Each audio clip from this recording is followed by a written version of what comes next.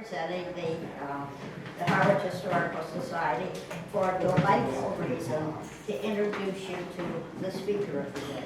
Before I do that, let me remind you that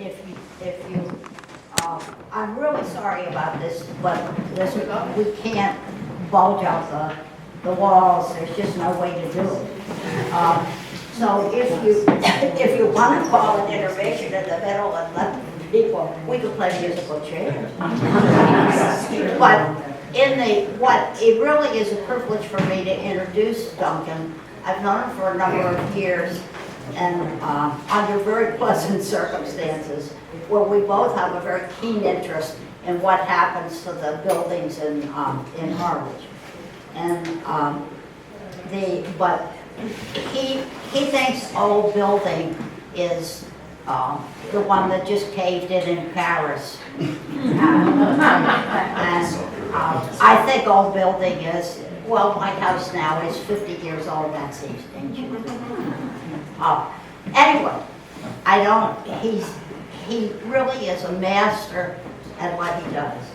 And you will enjoy every minute of it. If we run out of air, I'll call the commission and get you outside. We can come back in again. But it is, on this occasion, Duncan, it's all yours. Thank you, Joan. Really great. Folks, we have to see so many people here. It's a really wonderful thing to have a full room to talk about old stuff. You know, 20 years ago, it would be hard to get half this many people here. But then again, we didn't have AC. But so we're in the room where the exhibition is, the houses of Captain's Row. Right, today we're going to talk about the captains of Captain's Row. And what I'd like to do is kind of bring these guys alive because their houses that we're looking at here are traces of these incredible lives of high adventure, great romance, enormous risks.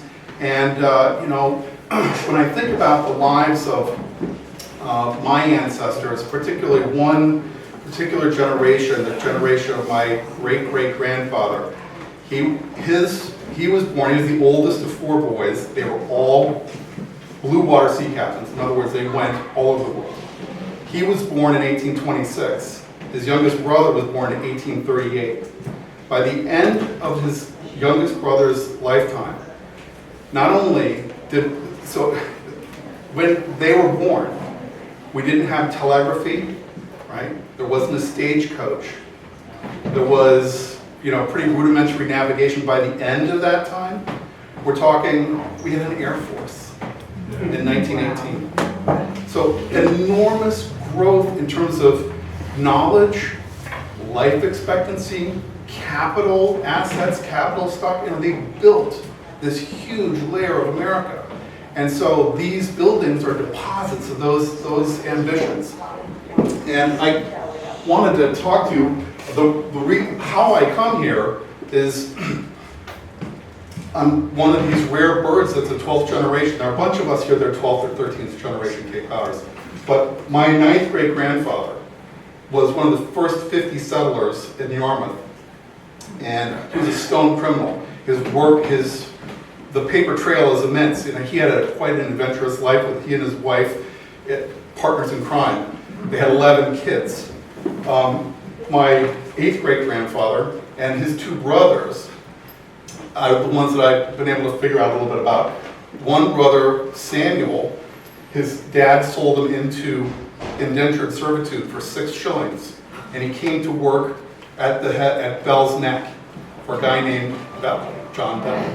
And he married the daughter of John Bell and ended up acquiring a lot of land and was one of the 12 people that signed the Charter of Incorporation in 1694. So he made good on his dad. He had another son, Judah, who helped settle North Harwich, which is now Brewster, and all of Judah's kids are buried up in the Unitarian Church. And then another brother named Judah, John, and Samuel. So Samuel was the one that was settled on Bell's Neck. John fought in the King Philip's War. His son fought in the French and Indian War.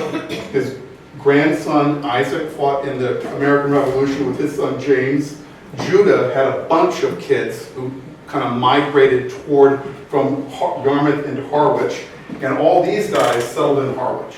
So I'm the 5th generation, my wife and I are the 5th generation in one of these old houses. And I grew up with all these artifacts in the house and just had a curiosity about it. And I was really fascinated. The more I learned about it, the more I found out about Isaac's kids. Out of this generation that went into Harwich, 18 became sea captains off of one guy. So that's one family. And this was a recent family settling in Harwich.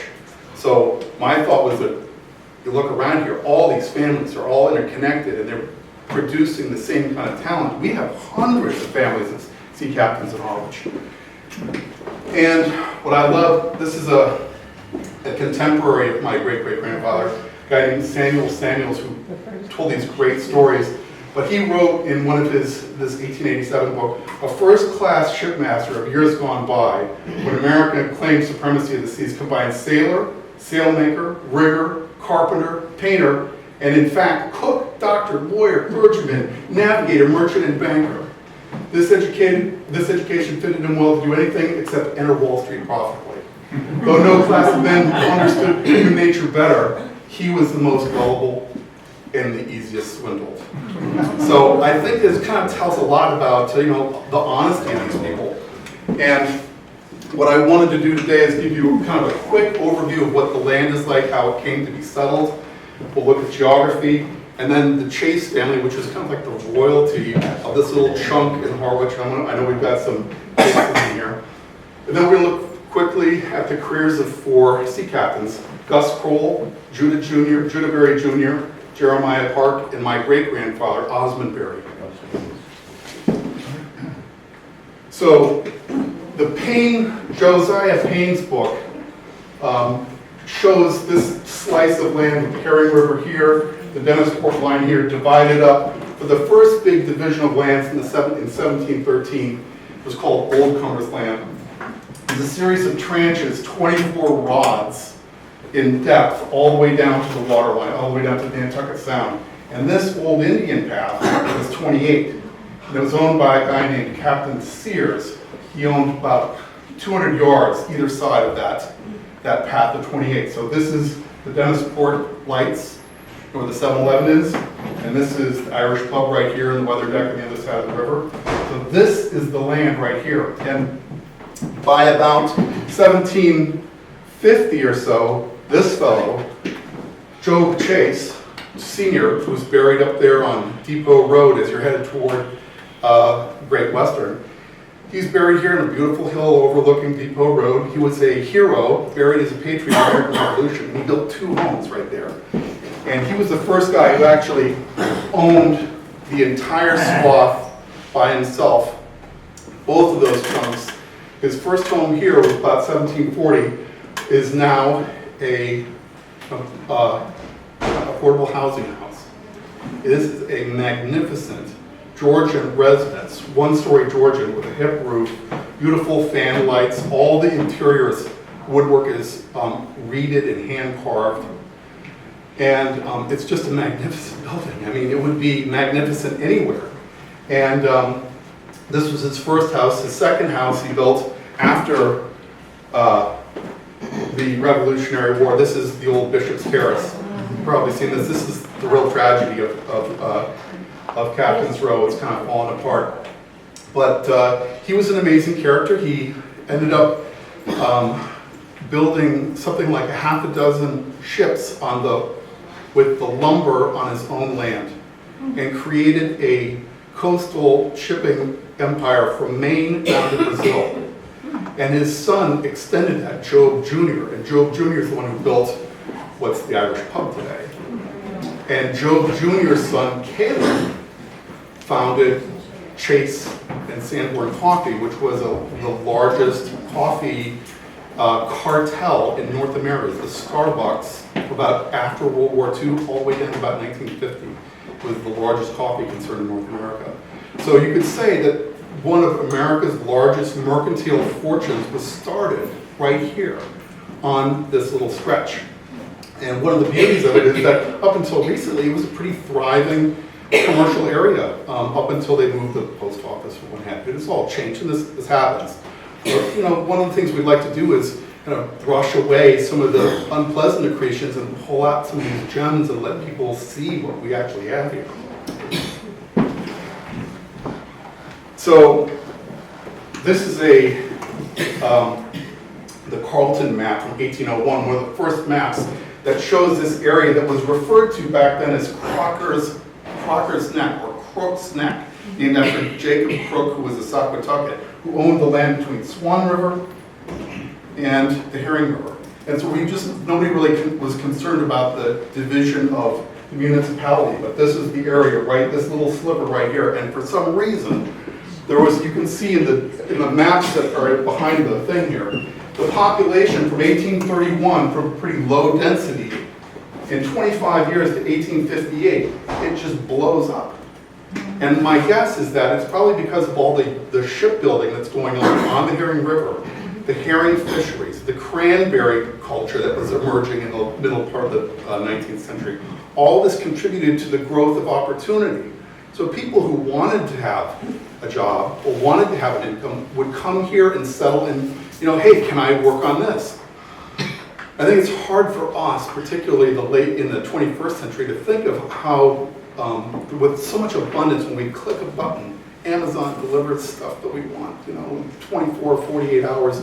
It's hard for us to imagine that these people who died, you know, in the late 18th century or early 19th century, they might have owned 50 or 60 things, maximum.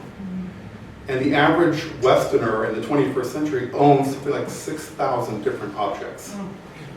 So we just are swimming in stuff. So it's hard for us to appreciate the sacrifices that were made and the thought that was involved in these kinds of decisions. I think is something that is easily lost.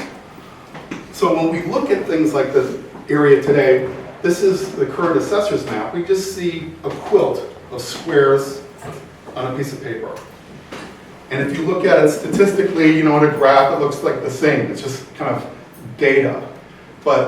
And from a satellite, it doesn't look much different. But this is what I see. I see this beautiful serpentine road with a kind of colonial charm to it, well tended by their own owners, property kind of delimited with these beautiful fence lines that hug the road, low street lamps, ample opportunity made for people to walk on. We can bring this back. The future is actually right here. So we've already seen what we probably could be like. And this is Bishop's Terrace. This is about 1920 or so. It's a beautiful shot. So that's the kind of looking at where we are and why people settled here. Again, I think it was opportunity. But Captain Gus Crowell says in his memoirs from 1913, he talks about how there are sea captains and mariners all over the Cape, and there was this lore of the myth of I guess you would call it the superiority of the Cape Cod mariner, because he grew up in a place surrounded by tidal waters, and he kind of came to maturity with an innate feeling of the movement of the wind and the clouds and the stars and the water. And that was supposedly, you know, the primary ingredient for a great mariner. But he talks about all these builders and owners, but of all the sections of Harwich furnished all these people, but the western section is where all the deep water quota came from. In other words, that's where all the most adventurous, the most far-flung people went. And Gus Crowell is one of the most interesting characters of this group. There's a portrait of him about at the end of his career, probably about 1915 or so. And he had an amazing life, and it's pretty well documented. He was the son of and grandson of Harwich whaling sea captains, Captain Benasia Sr., and then he was the youngest of 10, and his older brother, Captain Benasia Jr., employed him on some of his earliest journeys. In fact, he went out at the age of 10 with his dad, and a couple of years later, he watched as his father slipped off the deck and died and was swallowed up by the sea. So this was kind of made part of a rough and tumble young man. This is a picture of him about in the 1850s, or in the 1860s. And he got his first commission as commander of a ship at the age of 21. And prior to that, he worked on all these different ships. And it's interesting that his sister-in-law, his brother's wife, Elmira, thank you so much. You're very welcome.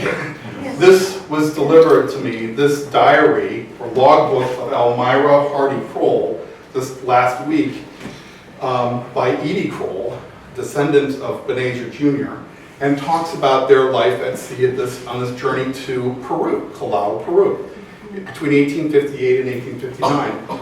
And they talk about things as incidental as a flying fish, ended up on the deck, and they fried it up, and that was a big treat.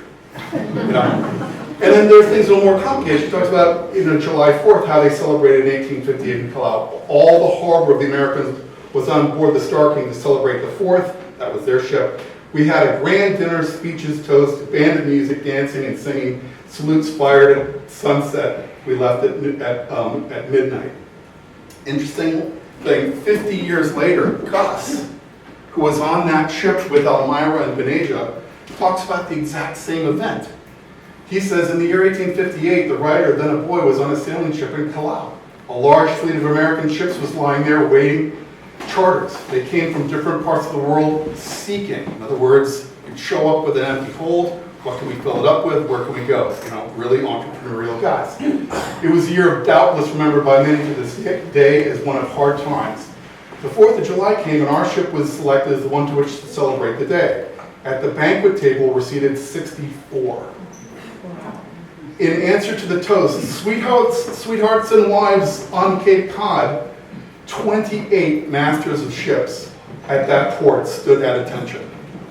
So that gives you an idea of how far flung our sea captains were.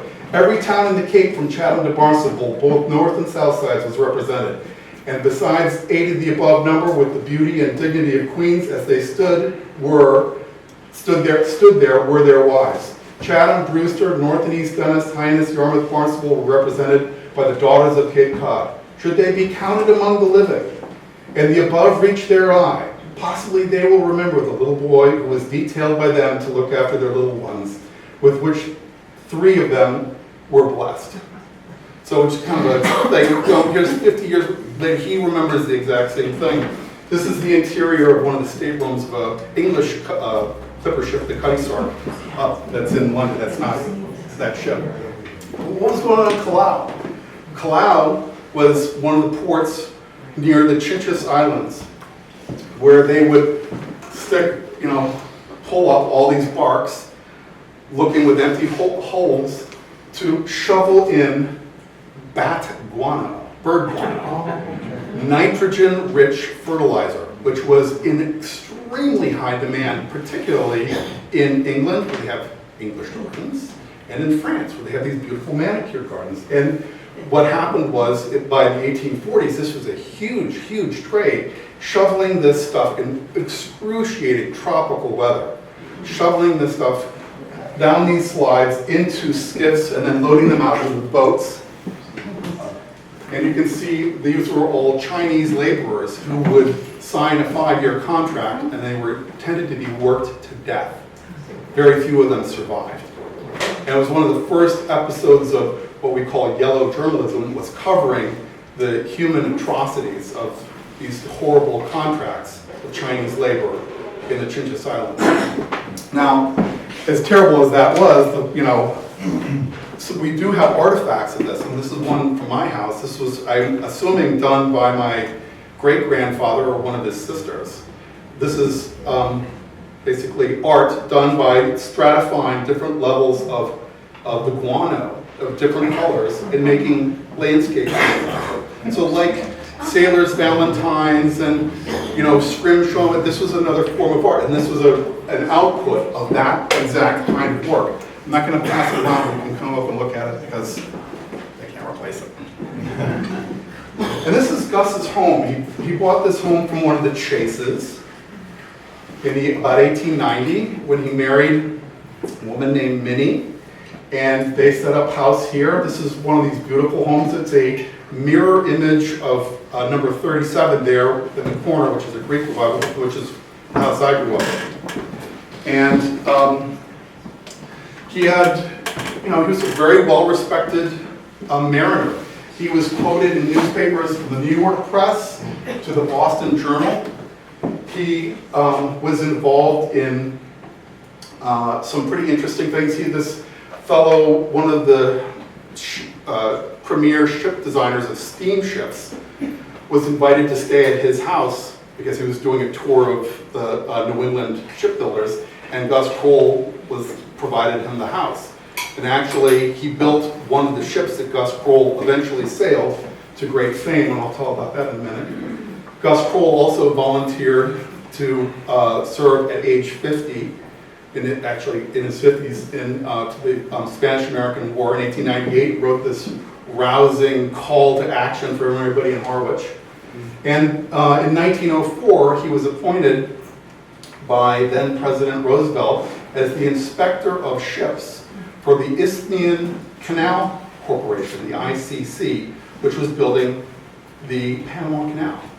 So he went down there, and while he was maintaining these far-flung adventures with the Pacific Mail Company, running mail and passengers from Shanghai and Hong Kong to San Francisco, managing routes along the western coast of South America all the way up to New England, he was taking these enormously long voyages.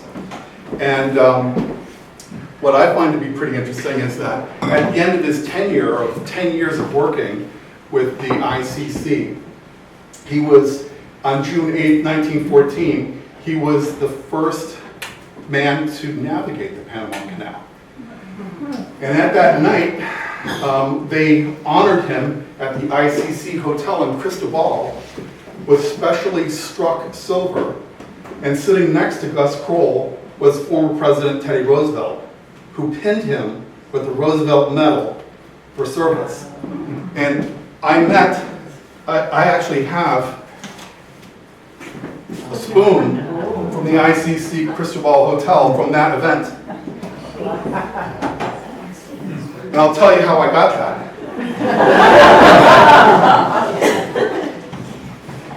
There's Gus, there's Minnie on the front porch of their house that they built around in the 1890s. That's my bedroom window. Minnie grew up in that house. She was the younger sister to my great-grandfather. And they didn't get married until she was 40 and he was about 60. And they adopted a little girl, Marion, in about 1898, 1899. Marion, before she turned 30, had a daughter here, Maxine. This is a picture of Maxine in front of my house, about 1929, in a model of the Spirit of St. Louis. Granddaughter of Captain Gus Crowell. And this is a picture of Maxine standing right over there about 3 weeks ago. So when I tell you this is a living thing, it is a living thing. She has memories of her grandfather's stories conveyed to her. Her grandfather, born in 1842, telling me one hand removed from her grandfather. Pretty cool stuff. Second story I want to tell you about is Jeremiah Park. He's another one of these guys who was a real adventurer. He would go out for 3- and 4-year trips at a time. Needless to say, his first marriage didn't fare well. And he ended up marrying a West Harwich girl, a daughter of Captain Taylor, whose house is right there, Edwin Taylor House. You may all remember it as the one right across the street right across Silver Street from the Noble House. It's now a dance school. That was the Captain Edwin Taylor House. And Captain Edwin Taylor was another deep sea, blue ocean sailor. And my guess is that he connected with one of these with that family, and connected up with his daughter, with Captain Taylor's daughter Sylvia. They got married in 1882. And in 1882, he went out on a ship with newlyweds with Sylvia, who was a little bit anxious about this whole thing. You know, she grew up with it. She had a really bad feeling. And so the Acme, which was being commissioned by the Standard Oil Company, was taking oil from the, I believe it's the port of Philadelphia to China. I don't know if it's Shanghai or Hong Kong or wherever. And halfway across the Pacific, after all this freaking out by Sylvia, this is the new Mrs. Park. She's like, I'm not going to get unpacked. I don't feel comfortable. We're not. Guess what? The boat got struck by lightning right at the equator and the mast. The whole thing went up in flames. Were it not for her intuition and planning and his responsiveness, the whole crew would have been lost. They were all saved. And a French freighter about 50 miles away, the Comte d'Eau, saw the fire on the horizon, beat haste to go pick them up. And apparently the captain of the French ship dispatched his duties so well and took care of everybody so well that news got back to Washington, and President Grover Cleveland sent him a gold watch. A child was conceived on that trip, and her name was Augusta, after Auguste Ville Park. So this is one of these crazy journeys, and he had a lot of these journeys where there was a loss of life. This is his magnificent home right across the street. It's right there, the Second Empire with the mansard roof. Here he is with his 3 daughters and wife, beautiful trap and carriage. And it's one of the few houses in Harwich that features an interior view from the 1898 book, A Trip Around Cape Cod. And it shows you, marvelous wall hangings, lighting fixtures from the Orient, this exotic, leopard skin rug, Japanese screens. It's like, the house is like a museum. And a lot of it was intended to kind of display wealth, but it's also a display, I think we tend to look at this kind of a display in the way that the moderns who reacted against it, they looked at it like kind of crass consumerism, where we probably should look at this as, this is evidence of the accumulation of capital, which means that we are taking care of the future. In other words, we are not going to become a burden on anybody. We are flush, we're taking care of ourselves, we're taking care of our children, and we're interested in culture. We have enough so that we are interested in the world. This is a cosmopolitan point of view that we don't necessarily think of as being, kind of on the Cape, a provincial New England town. These were globally minded people who were right across the street, like from Captain Crowell. Similarly, globally minded people who were published in the national press, who were in touch with presidents of the United States in West Harwich. I mean, it's pretty cool stuff. So a couple of the ships, this is the Luzon that he commanded in the later 1880s, a beautiful 3-masted bark. He also had a 4-masted bark that he, around the turn of the century, that was still in service in the 1920s. This is a much later view of it being towed through the Panama Canal. And then the bark Acme off of Cape Horn, apparently he holds the record for the greatest mass of lumber ever taken through down across Cape Horn. 3 million pounds of lumber. So, it's pretty risky stuff. On one of his voyages with the Acme, he lost 2 people. And he had these kind of periodic things that, where there were problems. His last journey was on the Magna Riva. He'd been retired for a number of years. This is his passport as master and commander of the Magna Riva, 1915. And he was chartered to go bring tobacco to Holland, England, and France. That's the cover story. The family believed that he was out there looking to track German U-boats prior to our engagement in the war. And he died at sea. There was a radio message that was unheeded. It was all in the news. The family was all concerned, but the family ultimately believed that he was on a secret mission, and he was engaged with the State Department, the War Department, to track down. And that's what, according to their belief. Anyway, it makes for very heartrending reading because he writes 4 days prior to losing contact. He writes home saying that the boat is not responding properly. And whether or not he hit a mine, or was sunk by a U-boat, or the ship fell apart, it was a terrible end, lost at sea. So again, risk, virtue, all these engagements in one single life. And he's buried up in Pine Grove with hundreds of other sea captains. Here, right across from Gus Crowell and his wife Minnie, and with Edwin Park, they shared a plot, so they kept their family all together. When you look at the patterns of how these people are buried, it reflects a lot of their affections in life and their enduring, eternal commitment to each other. It's really, that's a subject for a different talk. Now, I've got one subject which I consider to be from the X-Files, because Captain Judah Berry Jr. was another one of these, of the 18 from that branch that came out of Isaac's family that settled in Harwich, right down here. Judah had a son, Herbert, and a grandson, Judah Wilton. They're all sea captains. And Judah Jr. had an amazing career.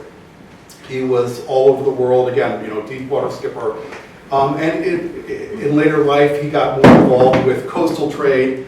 And at one point, he gets involved, near the end of his life, he gets involved in purchasing, and this is how they got their business, purchasing, what was the shares? 34/64ths of the schooner Tryon. And so this is in the summer of 1890. About a year later, the story comes up and saying, Captain Judah of the schooner Tryon, who was reportedly as having mysteriously disappeared while the vessel was lying at port in Philadelphia, has arrived at his home in West Harwich, but cannot tell how he got there. Pretty spooky stuff. Repeated here, it's like they made the news here up in the Boston Post. And it's like, this is crazy. And his portrait, by the way, is in the next room. He ended up in the, serving for many years on a life ship, and then at the end of his life at the Great Point Light, which is out there on Nantucket, way out past Walwinden at the very northern tip there. And he died, unfortunately, out there in the winter of 1904, January 1904. And there were heroic tales of him being, his body being brought back and taken care of here in Harwich. And it made the front page news in Boston. I mean, he was that well-known and respected a guy. But, a crazy series of, good fortune and misfortune. Imagine the good fortune of being able to buy more than half of a schooner. $16,000. I mean, $1,000 at that time was probably like $250,000 now. It's hard to imagine. His granddaughter, Alice, was invited when they redid that back in '84, and Joanne, you here? I know her. Joanne Kelly is quoted right here as being part of it, telling the story and keeping that legacy alive. Thank you, Joanne. I'll just have one thing about our house, because she is the family favorite. We've got the house, and the kids and the grandkids have all been this weekend. We've been talking about this. But she, at the age of 86, I think she was, with Teddy Kennedy, climbed the 100 steps Oh, is to that the top right? of the lighthouse with the bottle, and wow. Good for her. Yeah. That's great. So the last captain I want to talk to you is about my great-grandfather, Captain Duncan Berry. I love the story. I tell it a lot. To me, it's kind of symptomatic of all of the great highs and lows of the life of a mariner in the 19th century, and that now also bleeding into the 20th century. He was born in 1865 on a clipper ship off the coast of Liverpool. And he died in 1935 in North Tonawanda, New York. And he was the daughter of Miranda Smith and James Berry. James is the guy who had the three brothers who all were blue seawater captains. His younger brother Henry, I'll talk about it in a minute. He had a brother Horace, who was also very prominent. I love to talk. I want to do one lecture on those four guys. Unbelievable adventures these guys had. And his youngest brother was Elbridge. He's the guy that died in 1918. So that whole span from 1826 to 1908, that one generation, unbelievable. So anyway, they grew up. James was born and grew up on Telegraph Road in Dennisport, so just on the other side. His dad was a school teacher and an attorney. And I'm curious, like, what was it about growing up in that household where those four boys went out and beat a path to the sea? My guess is that their uncles were all sea captains. And one of the houses that's not up here, the Judah Berry Senior House right next door to mine, it's Beth Williams' design studio. I don't know if it's a beautiful full cape house. He went out and made it big early. And so my guess is that they were like, do what your uncles are doing, go out to sea, and I would imagine. And then their daughter and James's sister, Mehitable, Aunt Hitty, she married two sea captains. So, I mean, it was in the blood. So Osmond had a brother named Osmond, and no, this is not like some Arkansas story. But Osmond number 2 was born 3 months before the death of Osmond number 1. He was born Thomas Nickerson Berry, and when Osmond number 1 died, I don't know how he died, but when he died, they gave him the younger boy the name, which was kind of a common thing in those days. They call it necronymics, the naming after the dead. He also had an older sister, Minnie, who married Gus Crowell, and an older sister, Zella. I knew Zella's granddaughter, and I just told you about Minnie's granddaughter. Zella's granddaughter gave me like all these family recipes from the 1830s, like how to make clam chowder. How cool is that? So anyway. But that was who Osmond grew up with. And Zella has an interesting story. She was, of course, all the family went out to sea all the time, together. You know, when you go out for 8, 10, 12, 14, 18, 30 months, you want to have the kids. And actually, the ladies and the children were a civilizing influence on the crew. So there comes a point, however, where it's a difficult balancing act. And that balancing act was toppled over in the late 1870s when Zella, along with Minnie and little Osmond, are caught in the roaring seas of the southern 40s in the Pacific. And Captain James Berry says, you know what? We're going down. I'm going to do the best I can, putting messages in bottles, throwing them out to sea. And he has the kids nailed in crates. And the crates nailed to the spars of the ship. They're getting thrown around. Boom. She gets off that ship when it lands in Boston, and like a cat leaping from a refrigerator to the counter, doing! It wasn't even in the berth yet. She is off and running and went to Brockton to see her aunt, who within 2 years has married this guy, Will Wilson. And this is a picture of them on their 50th wedding anniversary. She lived into the 50s. So they had long lives. But, interesting characters, unusual, it was not this was a pretty stressful life, right? I mean, and enough is enough. I'm not going to ever go back. And she never went back. Now, Osmond had an interesting life. I mean, he went with the family all over. And so here he is in San Francisco, Melbourne, Australia. This is in Liverpool. So, and they kind of chronicled their lives accordingly.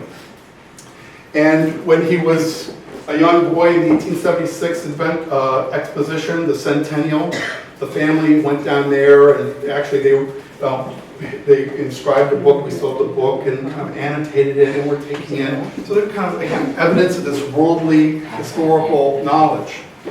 And when he was 15, he was the first mate on the Hercules, which went from Cardiff to Hong Kong and back to Boston.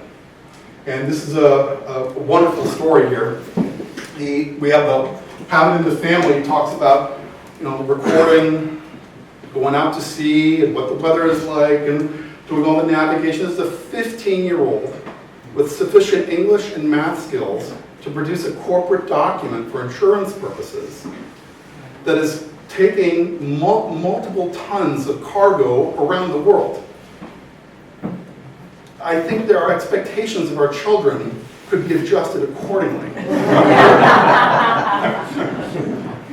And so we see, him recording what goes on. I'm sorry this isn't as crisp a resolution or focus as I'd like. But, this goes on page after page, month after month. They finally get to Hong Kong, unload. They're there for 2 or 3 months. They load back up again. Then they head out to Iloilo, which is the main port in the Philippines. They load up in the Philippines. Then they head out.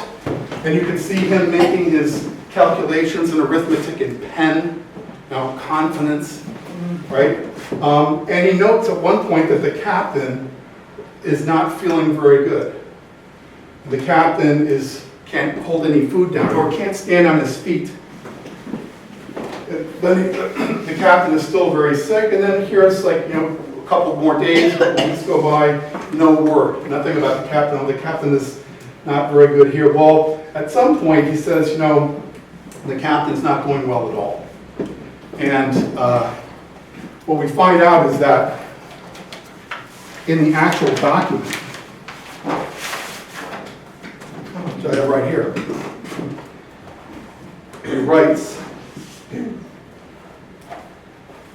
I apologize for not having it marked up accordingly. It'll take me 2 seconds, actually. Oh.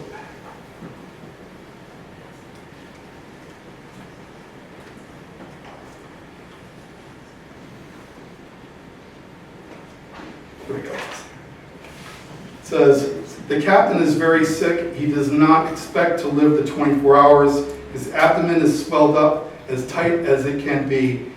He can't get anything to stay on his stomach. That's the last page that he writes.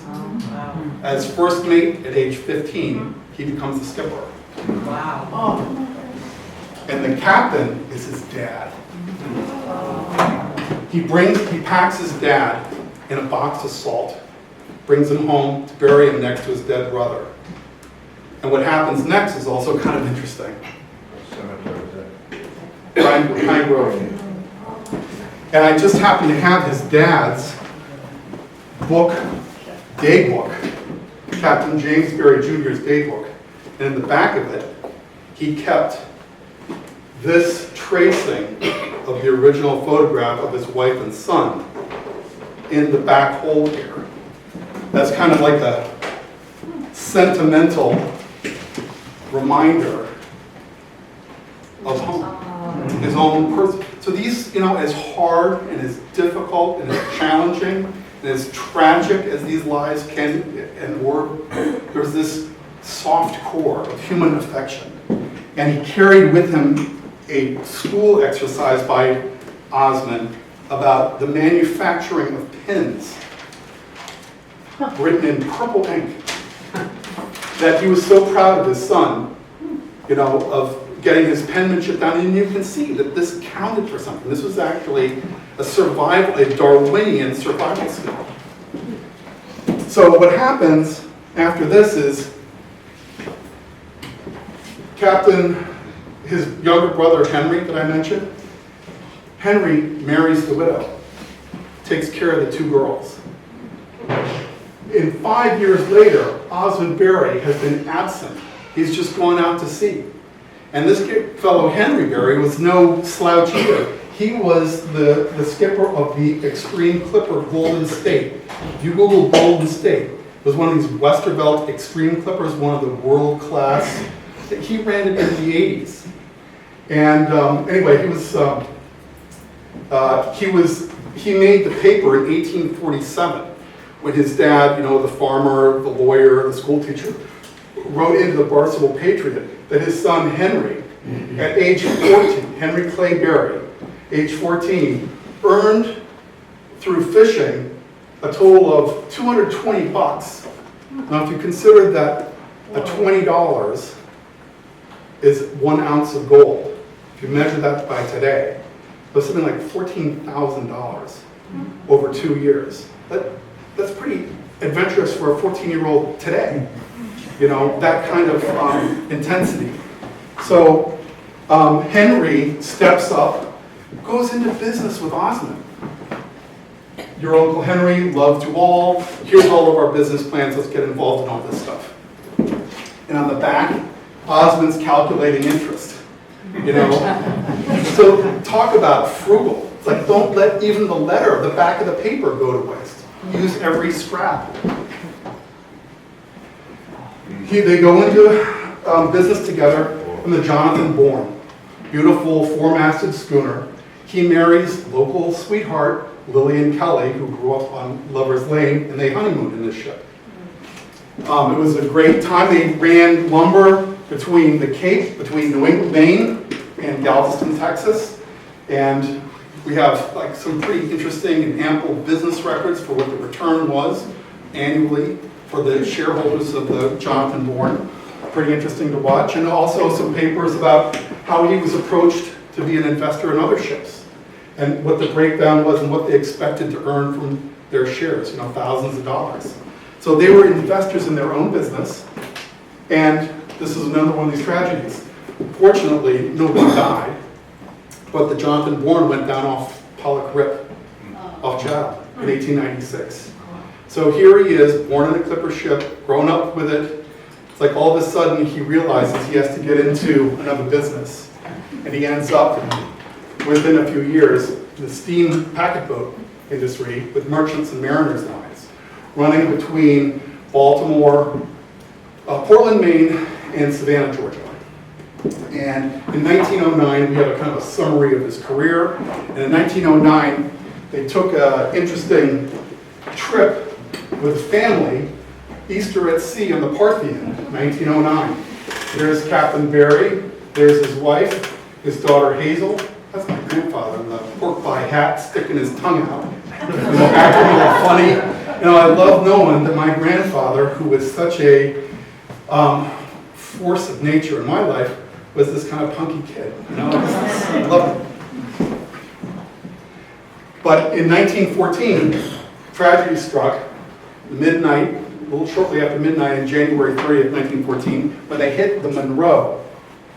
And he was running the SS Nantucket, and it was headline news everywhere. Now, I've checked out on newspaper.com.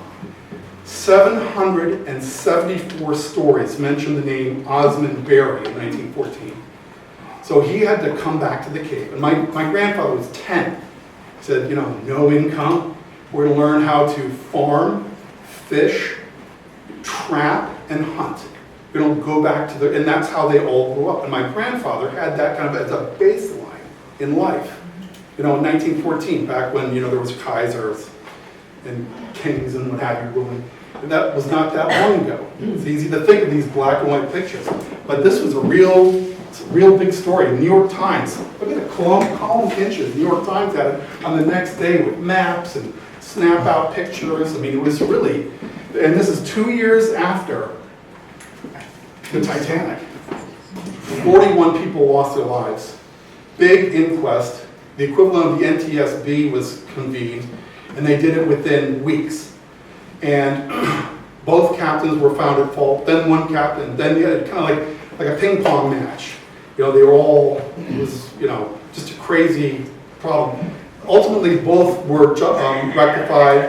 This is what they used to set up brand new laws about the use of wireless and the use of lifeboats. This was the straw that broke the camel's back about making sure that there was one seat per lifeboat per passenger on pack boats. And that gives you also kind of the carnage. And again, you know, the coverage. Imagine growing up and seeing your dad on the newspaper as like, you know, Captain Osmond Berry loses license and all this kind of, the disgrace. I mean, this was a time when adopting a child was a problem. Imagine the disgrace. But, so anyway, Osmond bounces back, and this is my grandfather around 1910, out in our front yard. I like to think of him as, at this age, kind of a sweet young guy. He ended up having, I think, that experience as a 10-year-old hardened him. He ended up skipping 2 grades, went to Bowdoin when he was 16. When he graduated from Bowdoin, Alfred Sloan from GM plucked him, put him in the first group of executive trainees at General Motors in Flint. And he had this business not in shipping, not in, you know, the merchant marine, but in automotive. And I love this image of him in 52 with a GM concept car, the Buick XP 300. You know, that to me is like, that's pretty cool for your grandfather, you know.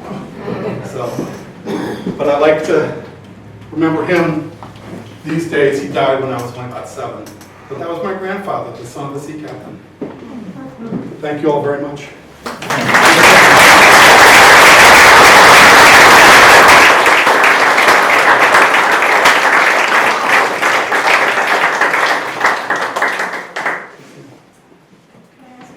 Yeah, please feel free to leave, you know, if you can, because I know it's hot. So. You put a graveyard by the Baptist church. Are any of these people in those graves, or? Benaja Kroll Sr. is. My 4th great grandmother, my 3rd great grandmother, they were all, you know, sea captains' wives. Plenty of sea, a lot of sea captains in that. When does that building get built? The church? The church. Yeah. Church was built in 1841, but it was for the longest continuously operating Baptist communion on the Cape that was started in 1757. So, and the history of the church that they published in the 1880s makes for pretty interesting reading, believe it or not. So were your ancestors Baptist? All the family was, they were all involved in that. And the person that, you know, I've got some fabulous, if you ever get a chance to go in, Job Chase Jr. was involved in part of the funding. There was a structure there in the 1830s. Caleb Chase, his grandson, his 17th grandson, endowed it. And you should see the stained glass windows look like they're set with jewels. Pressed iron, beautiful oak workmanship, and wood workmanship, beautiful stuff. What do you think that building, could it be repurposed, or what would be the highest and best use of that building? I hesitate to speculate, but I think that there are all sorts of uses that churches are now being repurposed for now. I'd love to see it as a viable, functioning Baptist church, you know, but I don't know. There's a lot of moving parts that need to happen to make that, you know, personality. Who owns it? Does the Baptist church own? It's owned by an individual, and whose father, I believe, purchased it, and he was running it as a church. Its current status right now, I do not know. It's one thing I do want to find out. Yes? Yeah, any special reason for that shirt that you wear, for that 3-piece shirt that you are wearing now? He's asking if My you're 3D dressed, I think I get what he's asking. He's asking if you're dressed to go along with the period. In that you are honor telling of us. the formality of my ancestors. Absolutely. Thank you. When the sea captains were around, they were the aristocracy of the area, I gather? I think they thought themselves as aristocracy. And I think that ended up being a problem. Because my grandfather's older sister, I think she took this stuff too seriously. And she's remembered as not a very sympathetic person. So, you know, and like I said, I should have said at the very beginning, you know what, their deeds accrue to them, their misdeeds and crimes, I was like, I don't take any ownership. I just think it's kind of a genealogical and genetic oddity that I see all this stuff and I'm connected. But did they live elegant lives, I guess? I think they led a balance between elegance and kind of flintiness. Because the way that they would accumulate capital was you owned the gold coins and you kept them. And you retired at like age 40 or 45. And then you went into public service. These people all came back and served on boards and served the church and contributed to these things with no income other than their earnings and possible investments. So they were, I think that there was kind of a, but when you wake up and you want to have coffee in the morning, you have to build a fire. I think the idea of the ceremony, the ritual, and that kind of Victorian fetishism of these beautiful objects, all of a sudden makes a lot of sense because there's a lot of sacrifice and effort and calories that get spent on the nicer things in life, and they worked hard for them. Well, I was just reading, oh, I'm sorry, Oh, good, it's okay.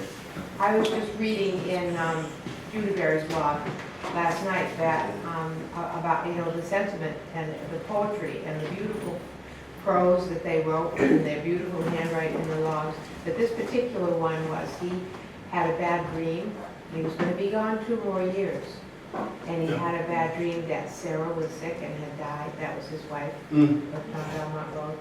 And you think about it, there was absolutely no way, you know, whatever, that he was ever going to know.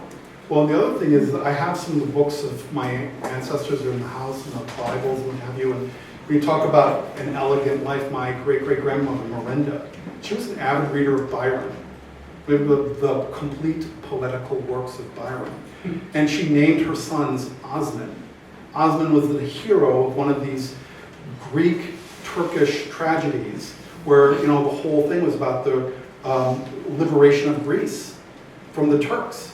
And Osman was this kind of interesting character, was a heroic general. So it would make sense that we've always wondered what the heck was this Osman? I mean, really? So anyway, I think there was a certain amount of elegance. Yes, sir.